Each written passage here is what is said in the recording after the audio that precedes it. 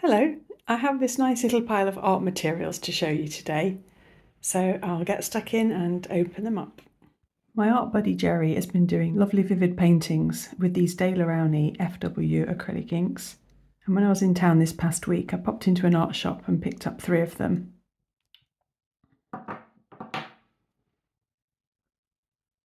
I got olive green, antelope brown and turquoise.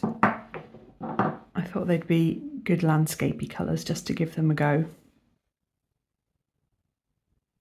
These are artist quality inks. You've got opacity information, light fast rating. I believe that these are out of 3 stars. And then you've got pigment information. The symbols indicate that you can use them in an air gun for pouring, with a dropper, paintbrush, looks like a pen nib I guess, and fountain pen, though I don't know if that means you should only use them with a dip pen or if they're actually okay for using within a fountain pen mechanism. So they need a good shake. And then they've got this dropper inside. And I've had a very quick play with these and I'll show you what I've done so far with them. So this is just cartridge paper and I use the glass dropper in the bottles to put down some initial marks. And then with this one, I think I let it dry for a bit. I went off and did something else. And then I came back and put some water over the top for these thinner washes. Before the inks dry, you can use them in this watercolory way. But once they're dried, they are permanent.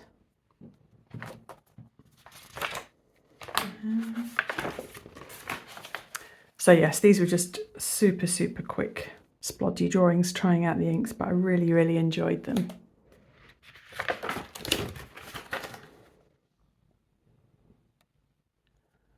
I like how you can kind of have the texture of the lines left behind. And only drawing with the dropper keeps it quite loose in style. So because I enjoyed doing these so much, I decided to go online and buy some more colours.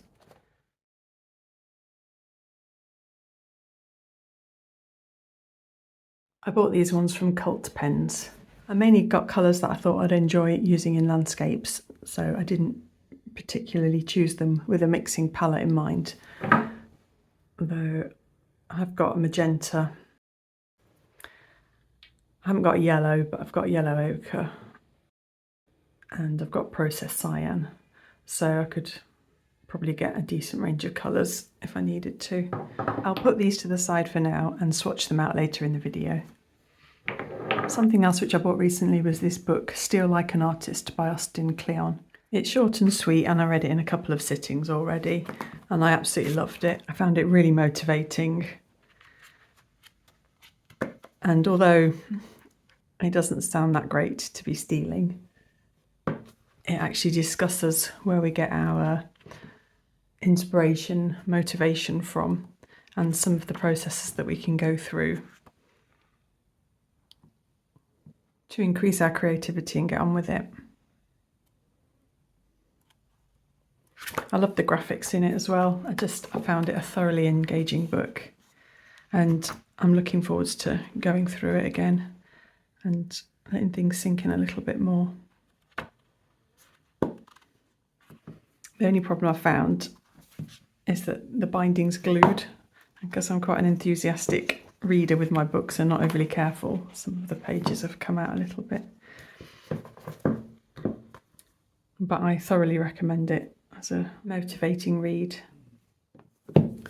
I've also bought another new Talon's Art Creation sketchbook. And I think I mentioned this one in a previous video actually. I wanted to get a sketchbook that I wouldn't end up feeling super precious about, that I can just scribble in and have fun with, and that I truly can feel no pressure to make good art in. I think I was saying to someone, I even picked a colour I don't particularly like, just so that I don't get all careful with it and everything. So I've only done one picture in it so far, which was a lighthouse I went and visited a couple of weeks ago, Smeaton's Tower in Plymouth. Oh, no, and another one that I forgot about. I actually did a bigger version of this picture in my Rosa Gallery video a couple of videos back. I'm looking at it, I can't even remember what mediums I used for this one. So yeah, this has to be my non-precious sketchbook. And then another book I've got is this enormous bird book, which isn't in English.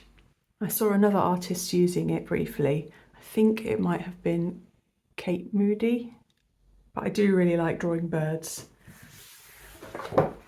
And I liked the look of the illustrations in this one.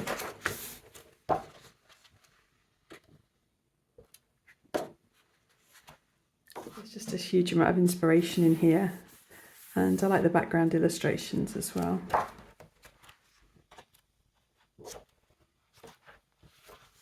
I managed to get this very cheaply secondhand.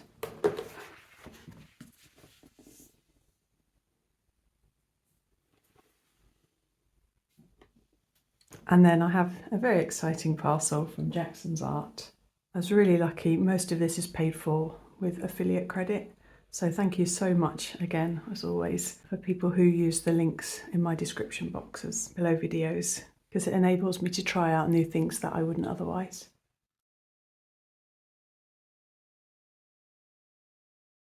So first of all, I've got these Rowney mixed media paint markers. They're empty markers, come with a spare nib. Oh, yeah, it's a spare nib. And I thought it might be nice to put the FW inks that I've just bought. If I wanted to mix up my own colours, I can put them in here.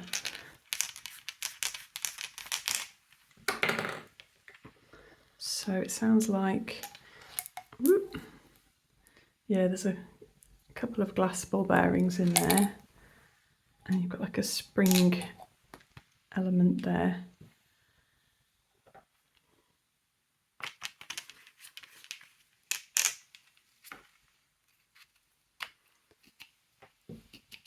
So the spring's operated by the nib.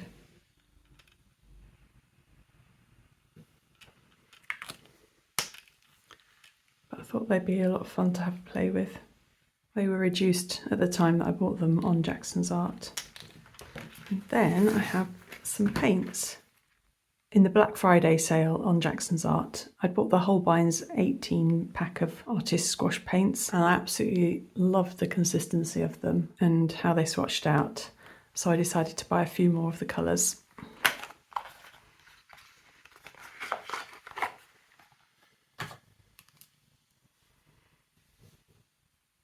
I bought the primary magenta because the pinks in my set weren't light fast. This is Myosotis blue.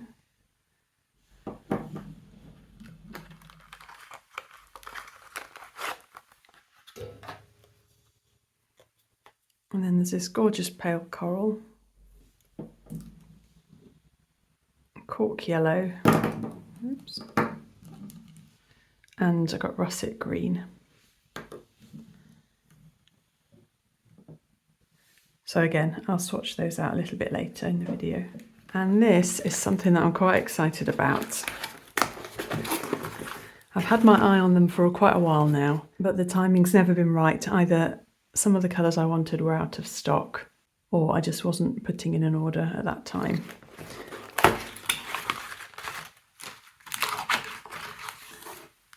And they are the Isaro watercolour paints. I'm trying not to get too many duplicates of watercolour paints now. So these are all quite unique colours, I think. But I can take a look at that later on when I swatch them out. So I've got Boreal Blue.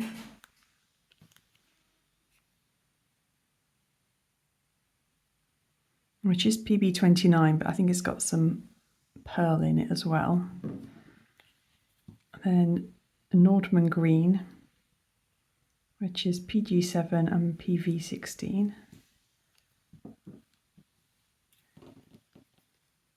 Mindy Green.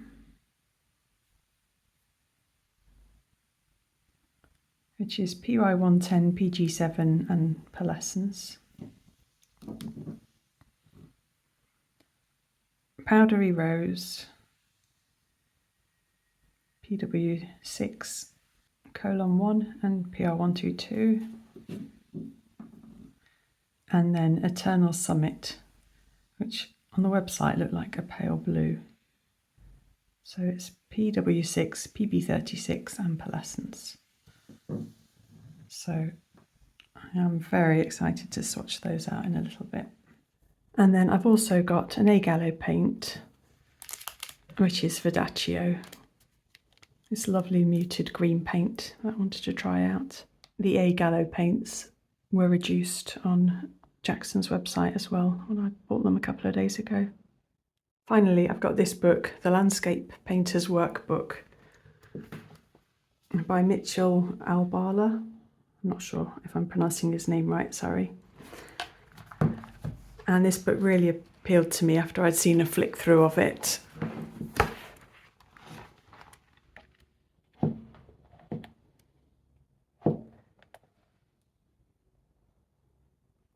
It's all landscapes, but not just your traditional style landscapes. There also seems to be a lot of instruction and examples given in this book, which look great.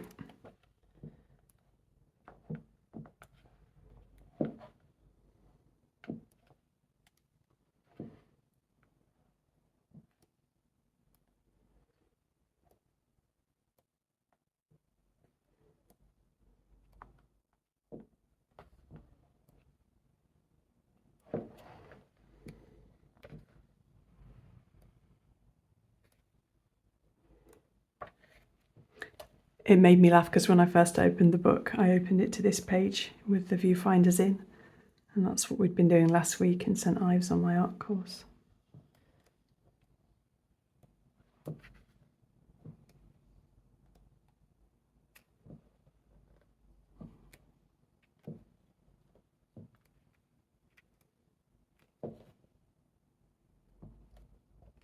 There's a huge amount of material in here, and as I say, there seemed to be a lot of instruction and breakdown of the pictures.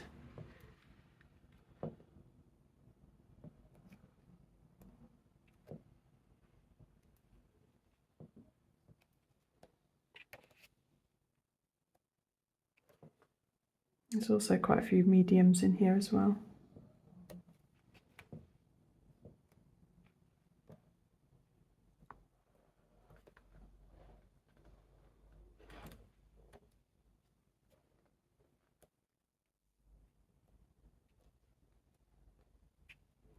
I think this is one of the books I'm actually going to have to read and not just look at the pretty pictures.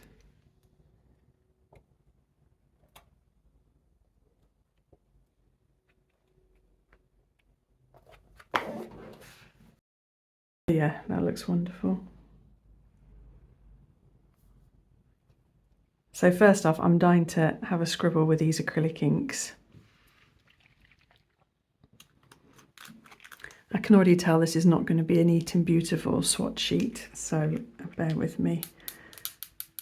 But I've put a Sharpie square down just for the white.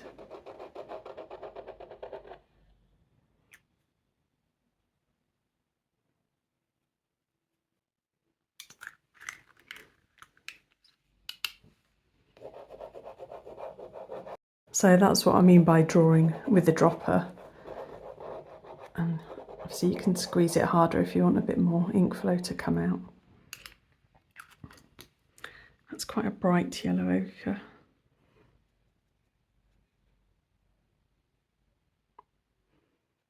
If you wet them with water straight away, then obviously most of the line blends out.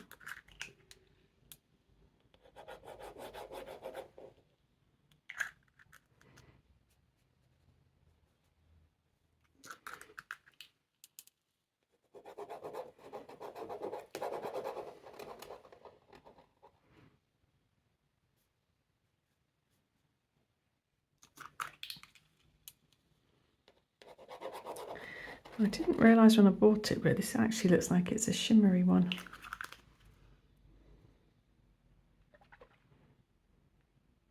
Looks like there's mica or something in the bottom of it there. Oh yeah, I have PW6, PB23 and mica.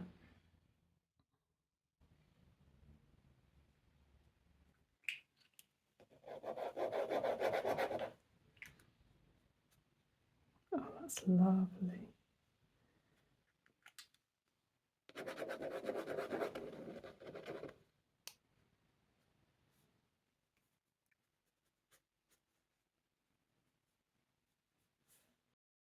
So they look quite fast flowing. And this is the turquoise that I've been using. I really like. It's very opaque, this one. So you can see the processed cyan that I've just done is transparent. And then this one is opaque. And then some of them are semi-opaque.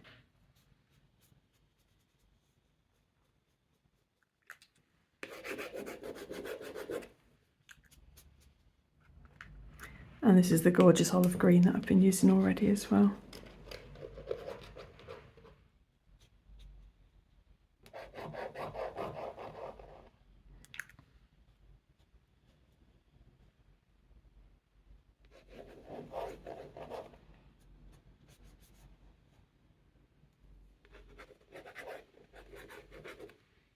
They're just so rich and fun.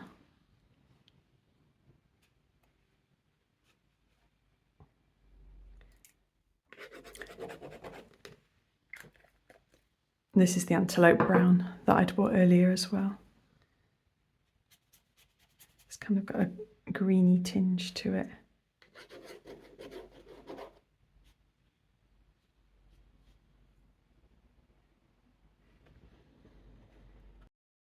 So yeah, those are delicious.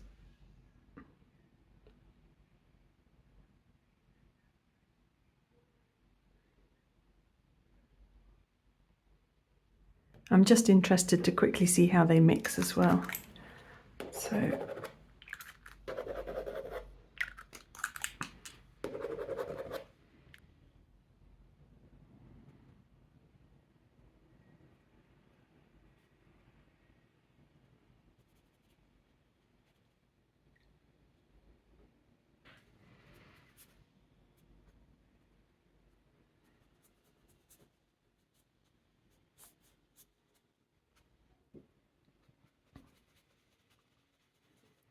I'm so impressed with these, they're so lovely.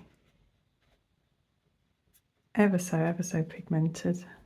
Okay, great.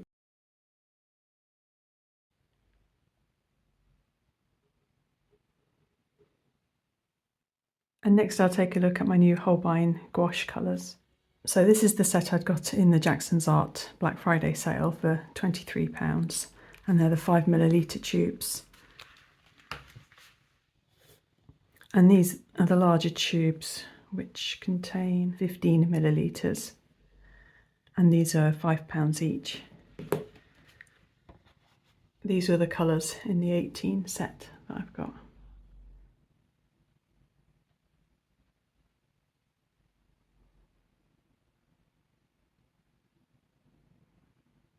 They're so smooth, they're lovely. So the reason I got the magenta is a magenta came in the set, but it's actually BV15 and it's fugitive.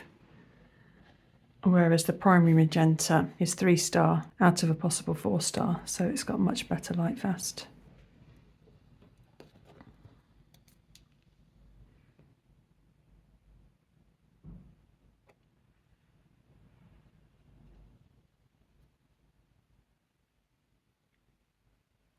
This is one of my favourite colours in gouache. I mean, it's easy enough to mix up yourself. And this is PO36 and PW6, but I love having it as a convenience colour.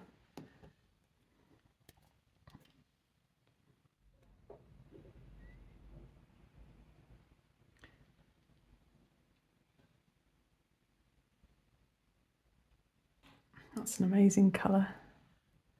PY154 and PG17.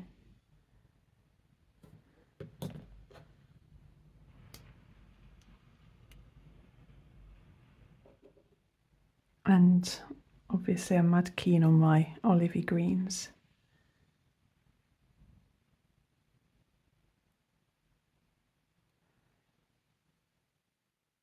That's a nice one.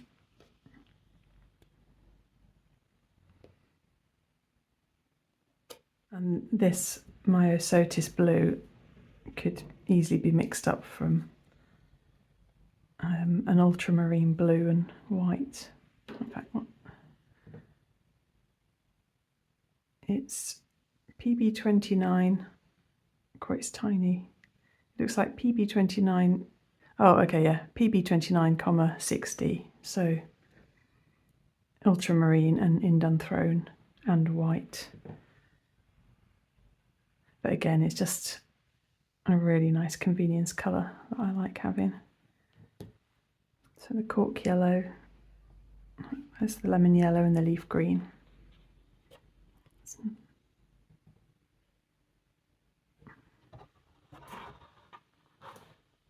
And that's just the ultramarine with white, a little bit more purpley than this one.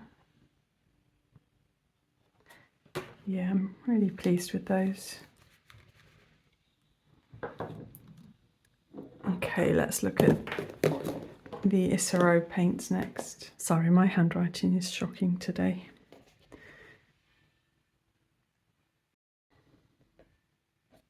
Ooh, that's a great colour.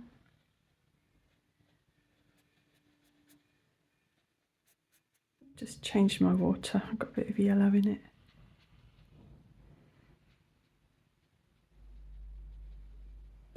So yeah, PR122 and PW6:1, and it's semi-opaque.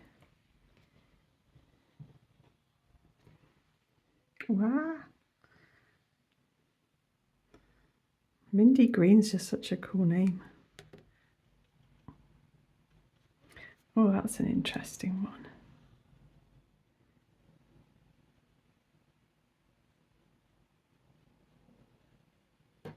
So that's one of the ones with pearlescence in. And when I've painted them out, I'll hold them up to the light at a different angle and see what we can see. It's such a nice shade of green.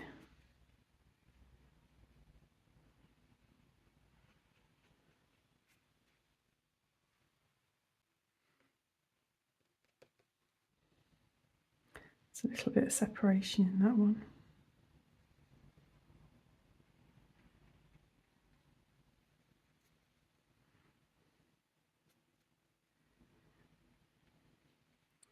It's a lovely colour.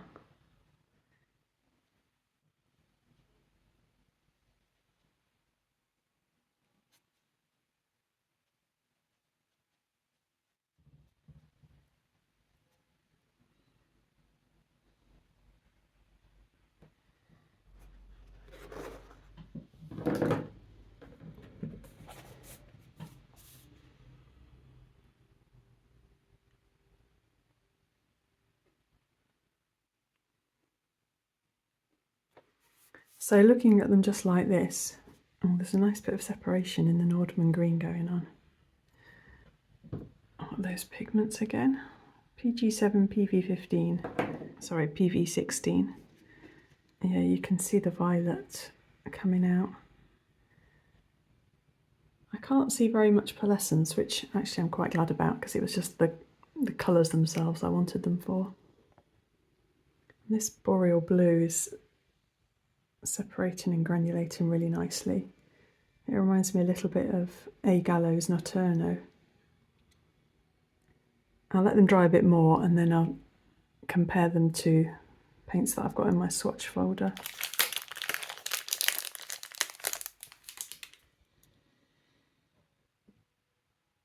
And then I've got A. Gallo's Verdaccio.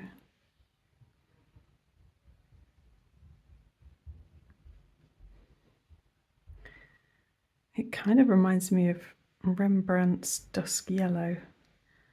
So I'll do a comparison of those in a minute. Ooh, or actually, Daniel Smith's, I think it's called, is it Greenish Raw Umber? Something like that. I'll take a look.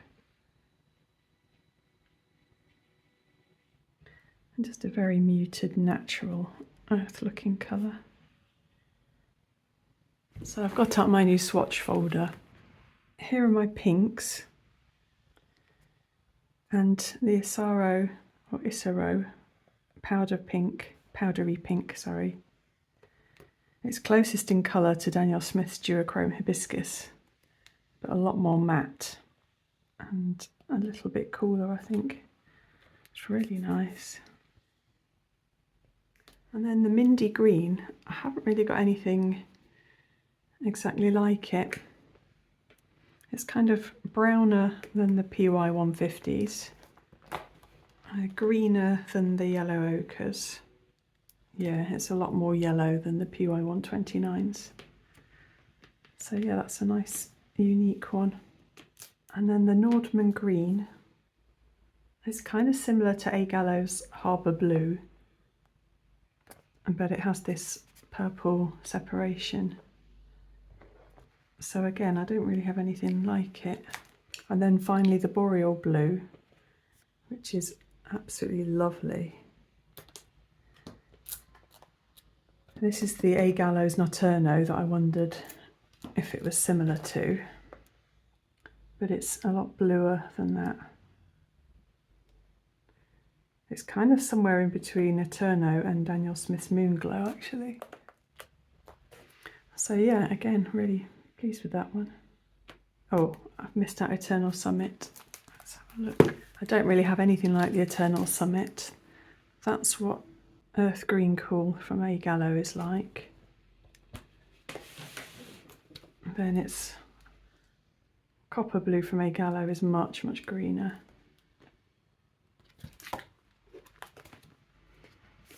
Yeah, I think that's great.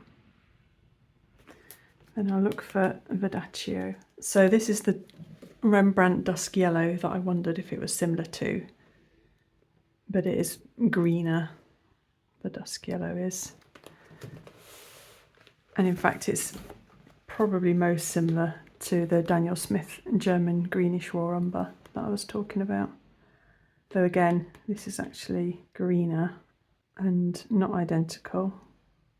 So I'm really very pleased with the new paints that I've got, and I'm looking forward to painting them out and adding them to my swatch folder. Oh, and then two other things which I forgot to show you.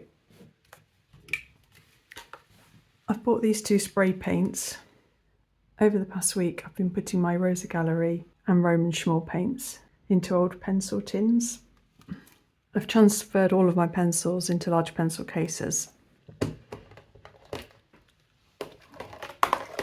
And I wanted to put some of my pan paints together in the same palette, so I've used the pencil tins.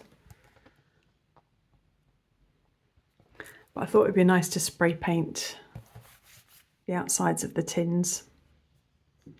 So I've got like a pure aqua Rust-Oleum for the lids, and I've got a white as well, which I was going to do inside the lids, but I decided to stick the swatch charts inside the lids.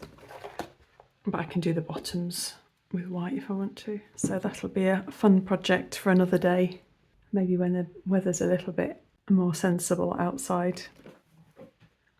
Well, I hope you enjoyed seeing those new products.